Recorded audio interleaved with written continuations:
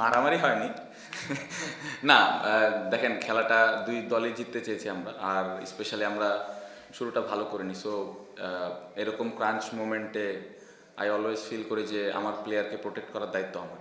So ওইটাই আমি করার চেষ্টা করেছি, তার জায়গা থেকে সে চেষ্টা করেছে একটা ফিডব্যাক দেওয়ার। বাট মাঠের মধ্যে এই ধরনের জিনিস হয়ে থাকে আপনারা দেখেন। বাট আমার মনে হয় যে যেটা হয়েছে হেলদি একটা আর্গুমেন্ট ছিল। সো যেটাতে আমি খুবই খুশি।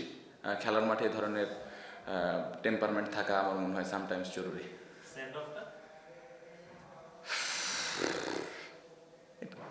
ভালো লেগেছে, আমার মনে হয় যে বোলার হেল্প করেছে আমাকে। সো ভালো দেখছিলাম। শেষ ওভারে অহিন, এটা কি আপনি আগে থেকে প্ল্যান করছেন যে অহিনের জন্য রাখবেন শেষ ওভারটা, নাকি আগে করে ফেলতে পারলে একটা পেসার থাকলে আপনি ভালো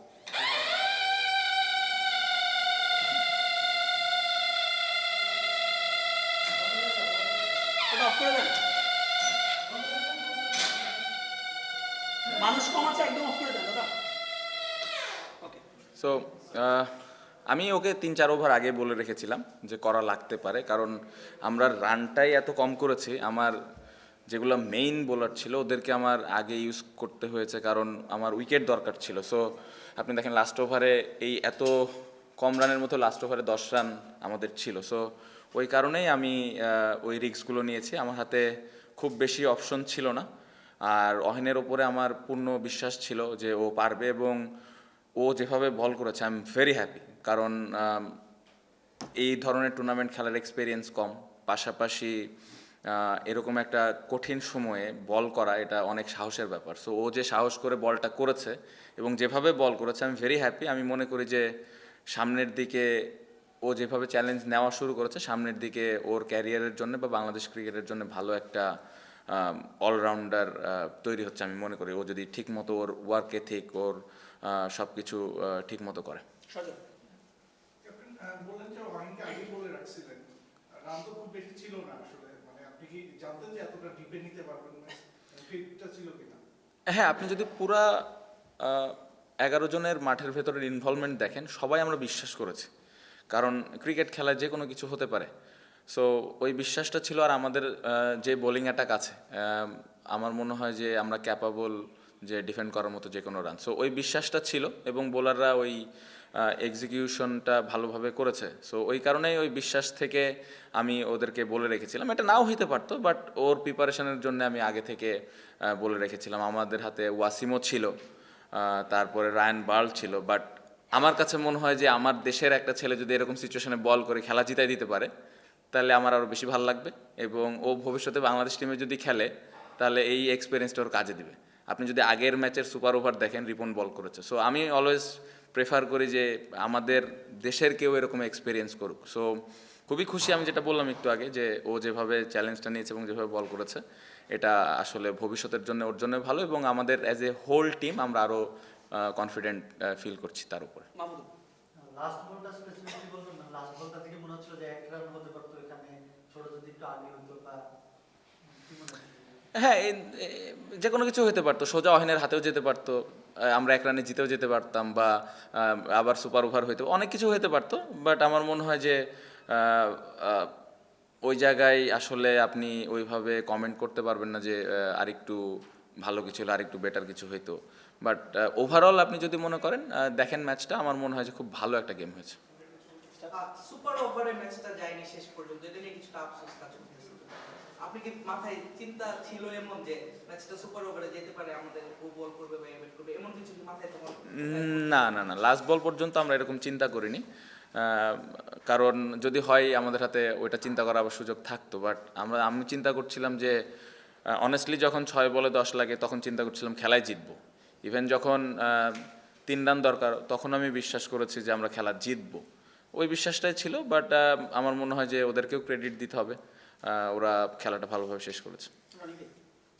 লাস্ট বলটার আগে ওখানে আপনার সঙ্গে কথা বলছিলাম, আপনি লঙ্গনে ছিলেন, সেখানে দৌড়ে গেলেন।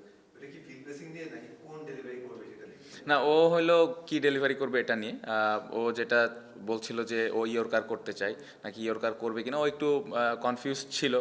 খুবই স্বাভাবিক, এ ধরনের সিচুয়েশনে বল করার সুযোগ হয়নি। সো ওইটা নিয়েও ডিসকাস করার জন্য এসেছিল।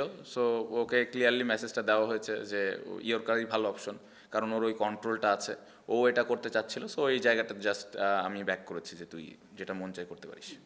শান্ত, মাঠে বাইরে একটা বক্তব্য জানেন, বিষয়ে কথা হয়েছে আপনার, সেটা হচ্ছে প্রেস কনফারেন্স হয়েছে, তাই একটা মন্তব্য করেছেন, তারপরে আবার বলেছেন দুটা মন্তব্য করেছে একটা ট্যাগ দিয়ে। এই বিষয়গুলো আপনার নজরে অবশ্যই এসেছে, আপনি কিভাবে দেখেন টেস্ট ক্যাপ্টেন বা অ্যাজ এ ক্রিকেটার?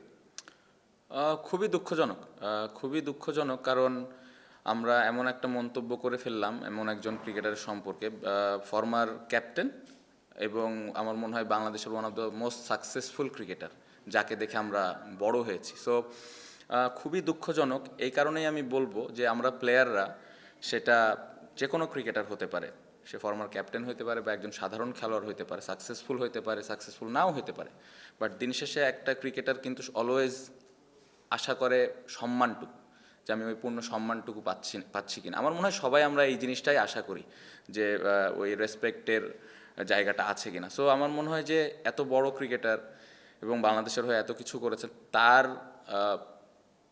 তাকে নিয়ে এ ধরনের কমেন্ট করা, এটা খুবই দুঃখজনক। সব থেকে কষ্ট লাগার বিষয়টা হলো, আসলে ক্রিকেট বোর্ড তো আমাদের অভিভাবক, সো ঘরের মানুষের কাছ থেকে আমরা আশা করি যে আমাদেরকে আগলায় রাখবে, আমাদেরকে আরও প্রোটেক্ট করবে।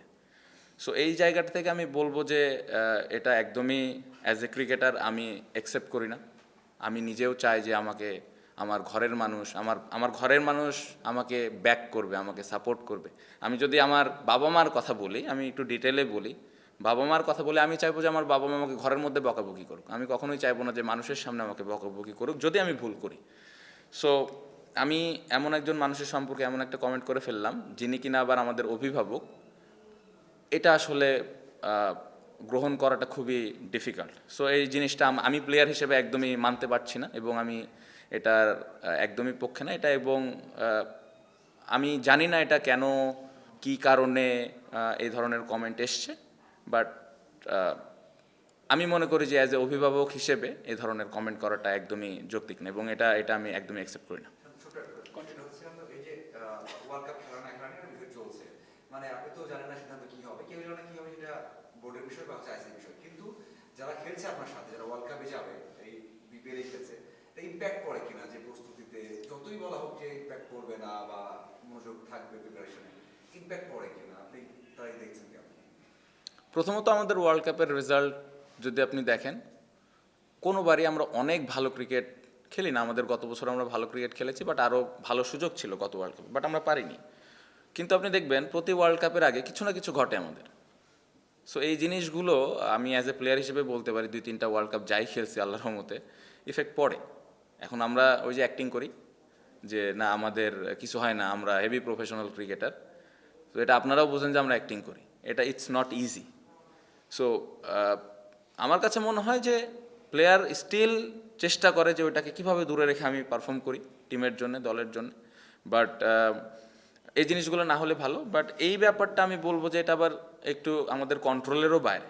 এটা কিভাবে হয়ে গেছে আমি ডিটেলে জানি না, বাট যেটা হচ্ছে এটা আসলে যে আমরা কন্ট্রোল করতে পারতেছি বা পারবো, আসলে কী ওয়েতে কন্ট্রোল করা যেত এই সম্পর্কে আমার আইডিয়া নাই। স্টিল আমি বলবো তারপরে ওই অ্যাক্টিং করে হলেও ভালো মন মানসিকতাটা নিয়ে ওয়ার্ল্ড কাপে যদি আমরা যাই, যেখানেই খেলি, ওইখানে চেষ্টা করা উচিত যে কীভাবে আমি দলের হয়ে ভালো করতে পারি।